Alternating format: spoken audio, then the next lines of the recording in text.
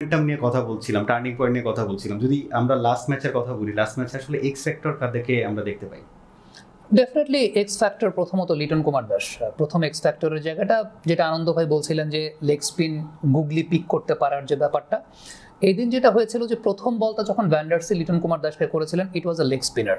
এরপরে back to back দুইটা বল করেছেন গুগলি, এবং সেই দুইটা বলকে লিটন কুমার দাস, যেটা আমি বলছিলাম যে আগে থেকে গুগলি ধরে খেলা, লিটন কিন্তু এই দিনটাতে দুইটা বৈশিষ্ট্যের জায়গা ছিলেন। একটা হচ্ছে ফ্রন্ট লেগটা ক্লিয়ার করা, ফ্রন্ট লেগটা আগে থেকে সরিয়ে ফেলা, দ্বিতীয়ত ব্যাক ফুটের ব্যালেন্সটাকে খুব ভালো মতো বজায় রাখা।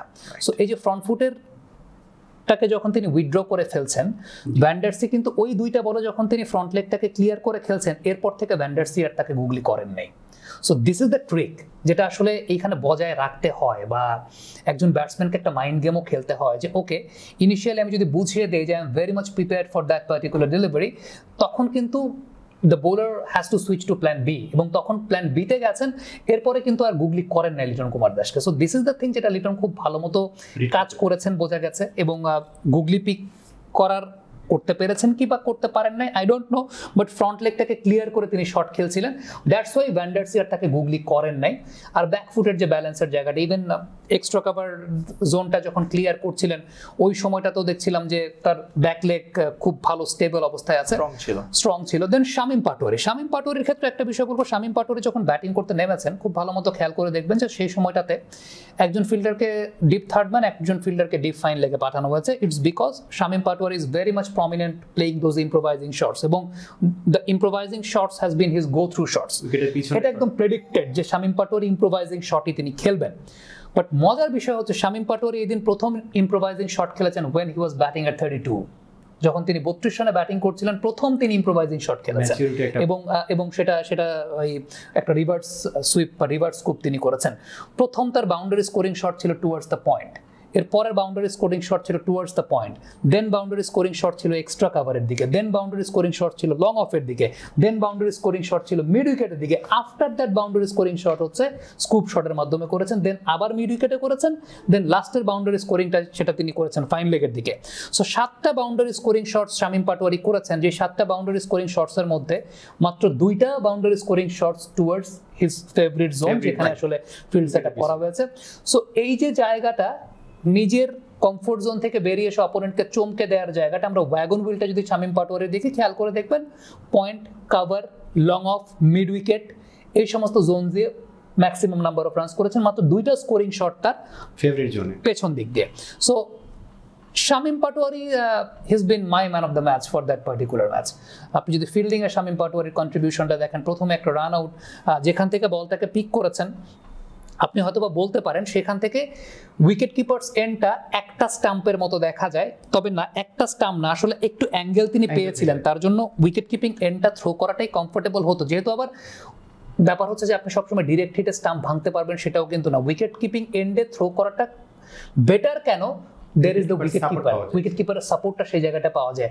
But Shamim Patwari he was very much confident about his skills, এবং তিনি নন স্ট্রাইক এন্ডে থ্রোটা করেছেন, এবং ওই রান আউটটা আমার কাছে মনে হয়েছে ম্যাচের মোমেন্টামটা চেঞ্জ করে দিয়েছে। সো শরীফুলের বোলিং আরেকটা ফ্যাক্টর, যে এক্স ফ্যাক্টরের জায়গাটা যদি আপনি চিন্তা করেন, সাইফুদ্দিন অলসো বোল্ড ওয়েল, তার ফার্স্ট ম্যাচের পরে পুরোটাই দিয়েছেন।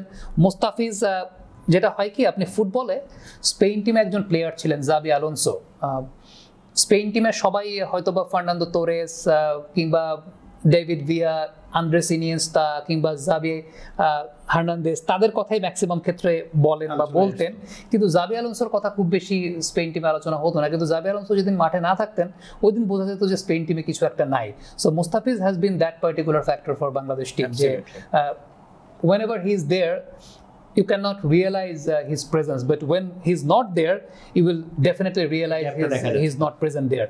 So ওই গ্যাপটা এর আগের ম্যাচটা আপনি বুঝেছেন, যেটা মুস্তাফিজ এই যে মাঝখানে যে 4টা ওভার বোলিং করে দিয়ে গেছেন, এই 4টা ওভার কিন্তু অপোনেন্টকে তিনি খুব ভালো মতো প্রেশারাইজ করে দিয়ে গেছেন। So this is the thing what Mustafiz can do, এবং what he's been doing for last 7 to 8 years for Bangladesh cricket. তো এটাই আমি বলবো যে অনেকগুলো এক্স ফ্যাক্টর ছিল, ইট ওয়াজ all together a team combination, but for me if you ask me, Shamim Patwari has been my man of the match. আনন্দ ভাইয়ের কাছে যদি এক্স ফ্যাক্টরটা সেম কোশ্চেনই জানা যায়, আমি সামি ভাইয়ের সাথে 100% ইকো করি।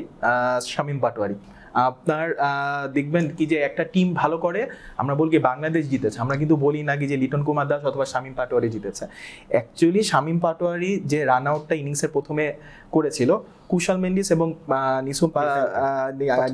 পাথর নিশাঙ্কা যখন নামে আপনি দেখবেন দুজনের ভিতর বডি ল্যাঙ্গুয়েজ সবচেয়ে বেশি অ্যাগ্রেসিভ থাকে কিন্তু হলো কি যে মেন্ডিসের।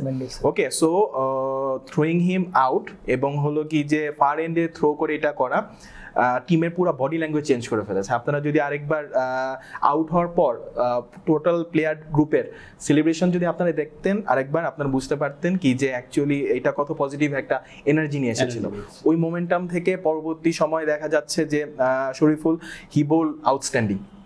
ওকে, সে মেবি উইকেট টেকিং হোক বা ওরকম না আসতে পারলেও তার বোলিংয়ের উপর নির্ভর করে ওরা কিন্তু পজিটিভভাবে ব্যাটিং করতে পারে নাই, বেশ ডিফেন্সিভ ব্যাটিংয়ের দিকে চলে গেছে। সো ওভারঅল এই মোমেন্টামটা তৈরি হয়েছে হলো কি যে প্রথম সে রান আউটের মাধ্যমে, এবং ব্যাটিংয়ে অলরেডি সামি ভাই বলেছে সে কত সুন্দরভাবে ব্যাটিং করেছে। তার যে স্ট্রং জোনটা ছিল বিহাইন্ড দ্য উইকেট, যে জায়গায় সে ইম্প্রোভাইজ শটগুলো খেলে, সে ড্রাস্টিক্যালি একটা ম্যাচের ভিতরেই সে চেঞ্জ করেছে যে আচ্ছা আমি এই স্কোরিং জোনটা বাদে অন্য চতুর্দিকে আমি খেলবো। তার ওয়াগেন হুইলটা যদি আপনার অ্যানালাইসিস করে দেখেন মাঠের চতুর্দিকেই সে ব্যাটিং করেছে, এবং ওর ব্যাটিংয়ের একটা পজিটিভ পার্ট হলো কি যে আমরা যখন ব্যাটিং করি, সামি ভাইও ভালো বলতে পারবে, আমরা শটগুলো খেলছি স্ট্রেট ব্যাট অর সামথিং, সে বল হিট করে কিন্তু হরাইজন্টাল ব্যাটে, সো ইম্প্যাক্ট জোন তার কিন্তু বেটার। ওকে, আমি যখন এভাবে একটা শট খেলবো তখন আমার জোনটা এতটুকু, কিন্তু আমি যখন হরাইজন্টালি ব্যাট চালাবো আমার ইম্প্যাক্ট জোনটা অনেক বড়, কচু কাটার মতো। হ্যাঁ ঠিক আছে, একদম কচু কাটার মতো যখন আমি এভাবে চালাবো আপনার কিন্তু এটা মিস হওয়ার চান্স কম। সো এটা ভেরি ইউনিক একটা ট্যালেন্ট। এবং আজকে হাবিবুল বাসার সুমন ভাইয়া উনি একটা কমেন্ট করেছিল, বলেছিল কি যে তহিদ হৃদয় সে ডিফারেন্ট প্রেশারের কারণে হোক বা অন্য কোনো ইস্যুতে হোক নেচারালি মন খুলে ব্যাটিং করতে পারছে না, এইটা যেন শামীম হোসেন পাটোয়ারির মাঝে না আসে। সে যেভাবে ব্যাটিং করছে সেভাবে ব্যাটিং করতে দেওয়া উচিত।